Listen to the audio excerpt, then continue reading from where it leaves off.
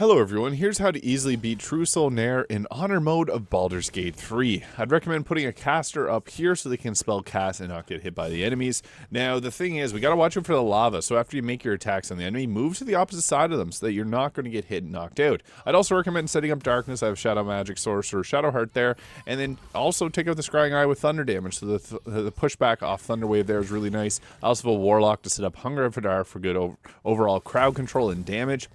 Now the thing is, we gotta watch out for Nere's very powerful legendary actions.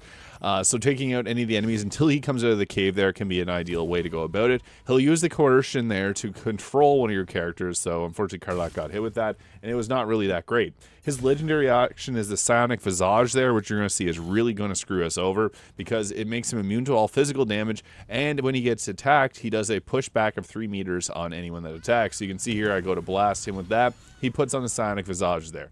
That becomes a problem really quickly, so I just wanted to heal Karlach, which is really important here because when I went in to attack with Eldritch Blast, that created the explosion and pushed her back into there. I completely forgot about that. So you don't want that to happen because now Karlach's in the ground, coerced, and she's taking damage.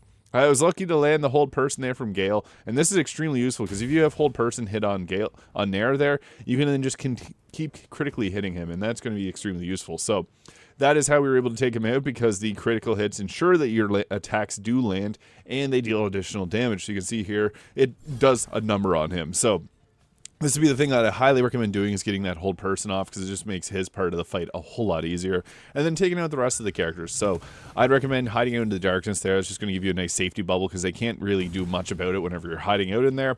And just avoiding the lava so you don't get pushed into it. So I've rolled with a team of a Giant Barbarian, a Blade Singing Wizard, a Shadow Magic Sorcerer, and a Hexblade Warlock, and I found that that was pretty solid overall. So if this video is useful, please hit the subscribe button below. Thank you so much for watching, and I'll see you all in the next video. If you have any questions too, feel free to leave them in the comments. I can help out as soon as possible.